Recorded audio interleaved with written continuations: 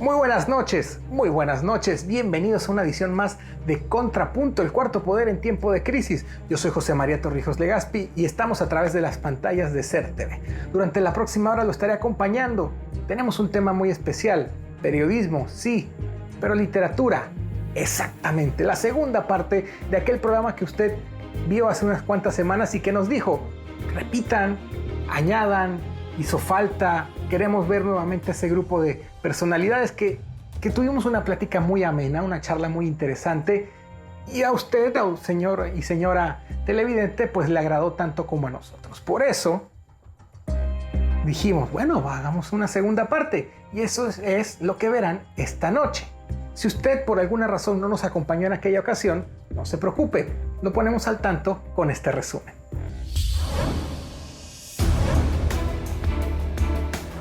Periodismo que hacemos a diario es un periodismo, digamos, que a la carrera. No solo lo que leo, sino lo que escucho. Yo no quisiera calificar una pandemia contra el idioma. Y cada minuto este señor te está bombardeando con 3 o 4 líneas nada más para llegarle a esa masa. Tú tienes que reevaluar todos tus conceptos de literatura, de periodismo. Pero eso no nos impide atropellar el idioma, esto no nos impide trabajar un poquito más. A cada rato tengo sobresaltos por el maltrato al idioma, o sea, y cada vez es peor. Hoy cualquier persona toma un teclado y se cree Dios. No escriben, son escritores, no escriben. Buscan inmediatamente el cuadrito con las caritas reídas o sonreídas. Lo veo también en los cintillos que ponen abajo en las televisoras que cometen unos horrores ortográficos, ¿no? Y lo que ocurre es que en esta época de la humanidad, el periodismo en Panamá nació de la literatura. Tenemos que empezar por jubilar un poco de palabras. la gran retórica de esta época es crónica de una muerte anunciada, y uno no sabe en qué momento uno está en periodismo y en qué momento está en literatura.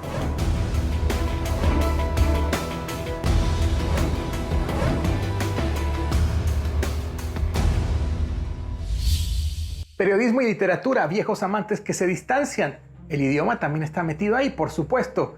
Y bueno, le comenté, repetimos grupo, es básicamente el mismo grupo de la ocasión anterior. Hay una excepción, el profesor Rafael Ruilova, que por temas laborales nos dijo que no podía acompañarnos, pero quiero que conozca a los invitados de esta noche. Mariela Sahel, embajadora de Panamá en Turquía, gestora cultural, escritora y columnista de opinión durante más de 30 años. Su experiencia en medios incluye también la televisión. Arquitecta de formación, fue ministra de Gobierno y Justicia durante la administración de Ernesto Pérez Valladares. Carlos Atencio, director del diario El Siglo. Su recorrido como periodista incluye los periódicos Panamá América y La Estrella de Panamá. Ha ejercido como reportero, editor y jefe de cierre. Ganador en múltiples ocasiones del Premio Nacional de Periodismo que otorga el Fórum de Periodistas, entre otros galardones. Rafael Candanedo, periodista, filólogo y docente. Fue corresponsal en Panamá y otros países, jefe de información del diario La Prensa. Presidió el Colegio Nacional de Periodistas entre 2012 y 2014. Es académico numerario de la Academia Panameña de la Lengua. Justo Arroyo, escritor y docente. Ganador de un sinnúmero de concursos literarios, entre estos el Premio Nacional de Literatura Ricardo Miró, que ha obtenido en 10 ocasiones. Doctor honoris causa por la Universidad Simón Bolívar de Barranquilla, Colombia. Es académico numerario de la Academia Panameña de la Lengua. Muy buenas noches, bienvenidos a Contrapunto. Mil gracias por estar con nosotros una vez más. Por lo tanto, vamos a comenzar contigo, Carlos Atencio. Carlitos, eres director de un periódico, periodista en ejercicio, durante muchos años reportero. Hablemos de posverdad. Cuando el profesor Ruilova nos acompañó la vez anterior, lo mencionó, se habló un poquito del tema, pero creo que fue algo que no abordamos mucho y que quedaron varios pendientes. Carlos, ¿cuál es tu análisis del concepto de posverdad? Un término que está ahora muy en boga, que sale a relucir cada cierto tiempo. ¿Cómo manejarlo cuando estás dentro de un medio y cuando te dedicas a esta carrera? Adelante, Carlos. Bueno, el tema posverdad, yo lo vería más como un tema que no es un poco nuevo, sino es que las herramientas tecnológicas nos los han puesto más a la vista de todos, ¿no? Primero, cuando empezamos a leer noticias hace unos años, digamos que en los 80, 90, recién vine a la ciudad en los 90, quizás siempre ha existido, ¿no? El tema de posverdad o posverdad más bien como la distorsión de la información. En esos años no veíamos, digamos, que el lector podía hacernos llegar lo que pensaba de la noticia. Ahora es mucho más fácil, o sea, cuando una persona siente que la noticia está distorsionada, eso te llega en segundos y te llega por diversos canales. Aquí en este término también me gustaría aclarar un poco que por lo menos yo considero que la posverdad o la distorsión tenga que ver también con el tema de las fake news, que muchos se confunden y piensan que es lo mismo. El término posverdad tiene que ver más con objetivos malsanos de distorsionar algo y hacerlo creer al lector, al público, y vender esa sensación que esa persona quiere dar. Yo diría que en los medios no estamos intencionados en hacer este tipo de distorsiones en las informaciones. Nosotros somos los que transmitimos la información de algo. Si algo se nos va en esa línea es porque no estaba pensado. Cosa que en las fake news es totalmente intencionado, y cuando se hace una fake news o cuando vemos este tipo de contenido, lleva esa intencionalidad que no la esconde por ningún tipo, y siempre va a haber un público que la va a creer y la va a tomar como cierta. Vamos con usted, mi querida embajadora Mariela Sahel. Posverdad. Hemos llegado a un punto en el que al final nada es verdad ni es mentira. Y como diría el refrán, todo depende según el cristal con que se mire. Estaba pensando en esta definición de posverdad que ha dado Carlos Pecio, tan certera.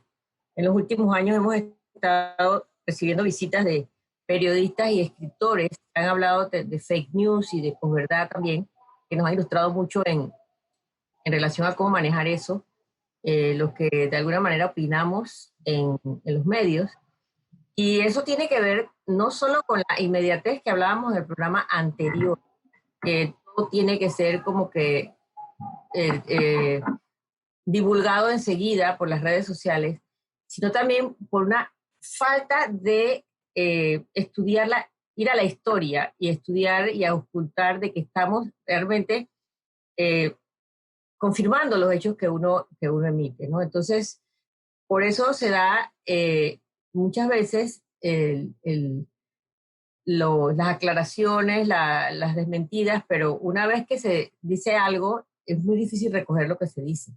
Por eso es tan lamentable que se estén divulgando bulos en las redes sociales sin ninguna sustentación. Don Justo, continuamos con usted. En el programa anterior, cuando hablamos un poquito del tema de la posverdad, usted mencionaba a Donald Trump, el presidente de los Estados Unidos de América. Usted hablaba de que con un texto, con un tweet, aun cuando no fuera el mejor redactado, aun cuando no fuera el mejor escritor, este hombre tenía la capacidad de poner a todo el mundo de cabeza y agitar masas y mover gente. Y yo me quedé pensando en eso. Y bueno, yo sé que la capacidad de manejar el discurso siempre ha sido importante, pero en estos tiempos de posverdad, ¿esa capacidad toma más fuerza que nunca? Mira, yo no creo que Donald Trump tiene la menor idea de lo que es una posverdad o preverdad. Ese tipo solamente vive en un solo mundo, el mundo del narcisismo. Para él, lo que le dé éxito, eso tiene valor, esa es la verdad para él. Lo que le brinde un éxito, lo que le brinde la oportunidad de ganar. la única mentalidad que tiene Donald Trump, ganar a como dé lugar. Si tiene que robar, si tiene que matar, si tiene que decir mentiras, él lo dice. Entonces, yo no creo que a ese tipo de individuos se le puede aplicar términos cuya semántica sea más allá de lo que pueda comprender un niño de 5 años, porque es la mentalidad que tiene ese individuo para poder lograr incluso llegar a ser presidente de los Estados Unidos. Entonces, yo creo que la posverdad y la preverdad, e incluso los fake news, vienen siendo términos que están siendo utilizados dentro de un mundo muy cerrado, muy técnico, que ofrece la posibilidad de alienar a cierto grupo de personas que no les importa, no les interesa mantenerse dentro de conceptos filosóficos, semánticos, sino que están interesados en un solo propósito nada más, es obtener dinero y obtener poder. Entonces, hablar de fake news o hablar de posverdad representa unos términos que incluso le dan a esta gente una manera de lograr sus propósitos mientras se dilucidan estos términos. Entonces no creo que estos términos le interesen un pepino a un señor como Donald Trump, porque para él son más importantes los términos mediáticos, inmediáticos, para lograr sus propósitos, nada más. Profesor Candanedo, gracias por estar con nosotros. Profe, usted aparte de periodista es filólogo.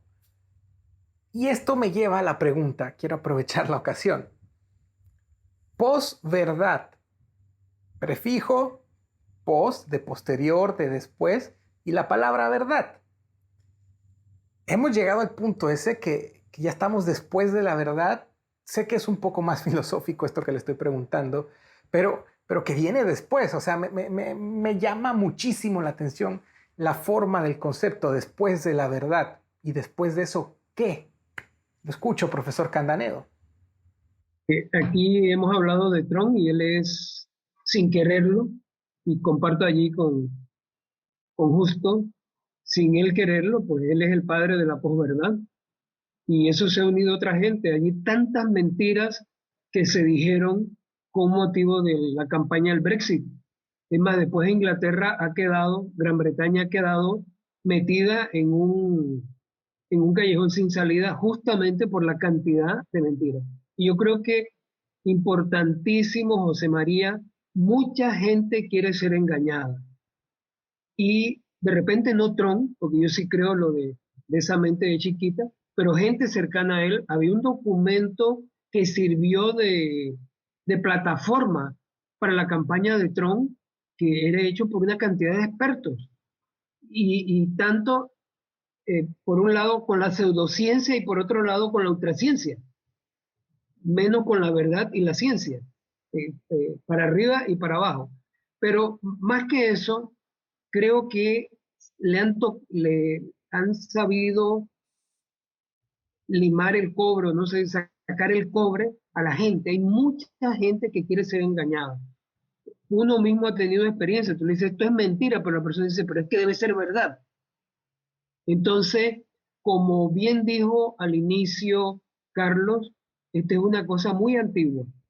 Y son diferentes, fake news y bulo, que decimos en español bulo, y la posverdad son diferentes, pero son tan antiguas. A mí me dicen que en la Biblia, que recoge pues todas las tradiciones, toda la imaginación humana, hay muchos bulos, hay muchos fakes, y no te extrañe que hay posverdad también. Esa historia del tipo que dice que se lo comió era una ballena. Ajá. Eso está en la Biblia, eso debe ser, o si no es posverdad, es bulo.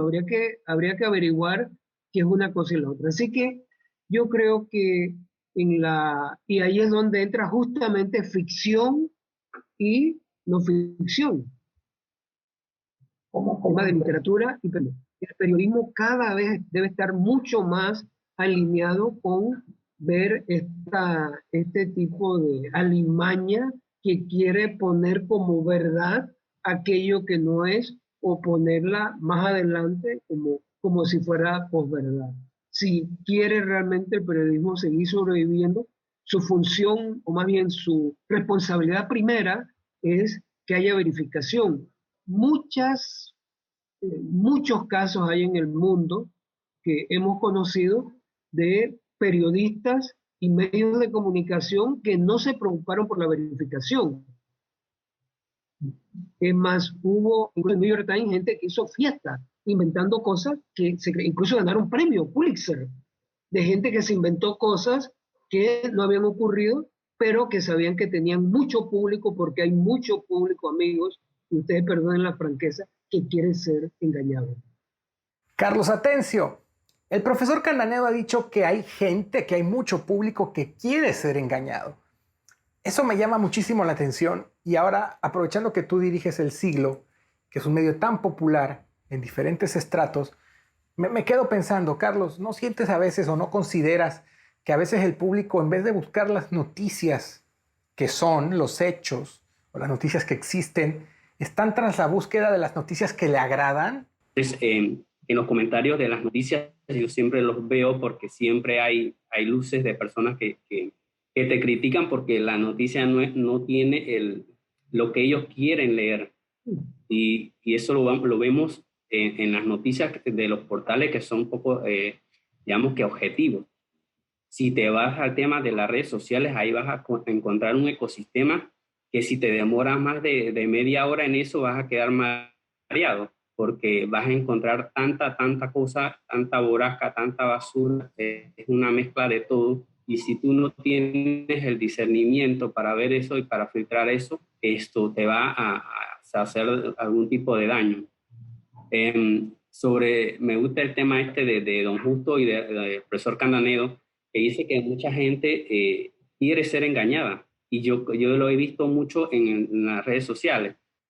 Embajadora Sahel, tomando en cuenta lo que hemos hablado de la posverdad, tomando en cuenta lo que dice Carlos, tomando en cuenta lo que dice el profesor Candanedo de que la gente quiere ser engañada, o que mucha gente quiere ser engañada, me pongo a pensar, ¿qué hacemos en tiempos como estos, donde hay tanta información, donde hay tantos medios para informarse?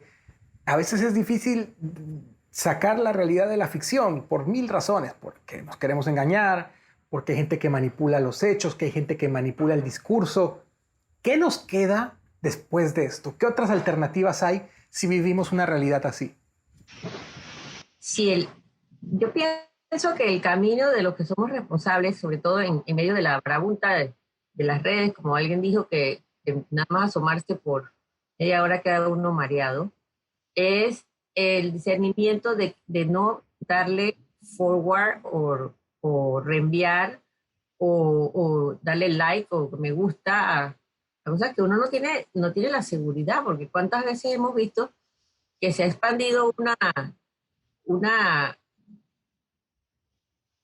verdad como si fuera verdad, y la gente la ha cuantificado, se ha vuelto en un griterío y en algo viral, como dicen ahora, y no es tal cosa. Sobre todo las noticias, ¿no? Hay muchas veces que tú ves una noticia, por ejemplo, el caso ahora mismo, si hablábamos de Trump, aquí nosotros tenemos a nuestro Trump, que tiene a sus hijos ahora mismo presos en Guatemala. Y entonces estamos pendientes siempre de lo que dicen, y a veces hemos visto o estuvimos viendo que decían que llegaron a Panamá, o que venían en camino, o que llegó la esposa, o que no llegó. O sea, como que uno está pendiente de lo que quiere saber, adelantarse al destino o al resultado de ciertas acciones, y no comprende que muchas veces estamos siendo cómplices de esa posverdad. Don Justo, usted en el programa anterior habló en un momento de los emoticones, los emoticons en inglés, las caritas, los dibujitos, los simbolitos estos, que son tan populares en la actualidad y que prácticamente todo el mundo usa. Vinculándolo un poco a este tema de la posverdad, el uso de este tipo de signos don Justo, ¿no considera que también aportan a la confusión, a la malinterpretación, a la dificultad de entender mensajes y de entender sucesos y hechos y contenidos? Mira, yo creo que en la reunión anterior también hablé sobre la importancia que tienen todos estos símbolos gráficos. Y yo creo que ellos vienen siendo un resumen muy compacto de una tendencia que ha existido siempre.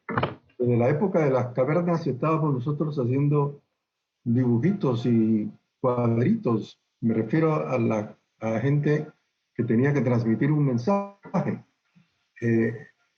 Hay que tener presente que el lenguaje es una evolución. El lenguaje vino miles de años después de que nosotros nos volviéramos expertos en grafías. Entonces creo que estamos involucionando ahora y estamos dándole otra vez el poder a la grafía en detrimento del lenguaje. El lenguaje está sufriendo una pérdida, pero la grafía está creciendo. De modo que, ¿dónde nos va a llevar esto? A convertirnos en expertos en grafía. Incluso los diarios de mayor éxito son aquellos que tienen más grafías, los que tienen más fotografías, los que tienen más dibujos, los que tienen la capacidad de sintetizar. Y los periódicos que todavía guardan un respeto por el lenguaje son los periódicos que más están sufriendo. Entonces yo creo que esta es parte de la evolución que estamos teniendo. No sé hasta dónde, hasta cuándo vaya a durar la época de la grafía, que por lo visto está en pleno auge y en detrimento del lenguaje. Twitter es sencillamente una reafirmación de lo mucho que se ha impuesto la síntesis, que es casi que sinónimo de la grafía.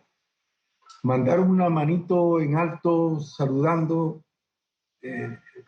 significaría no sé cuántas oraciones, ¿verdad? Para despedirnos, ¿no? Recuerdo aquellas despedidas tan caballerosas de antiguamente, ¿no?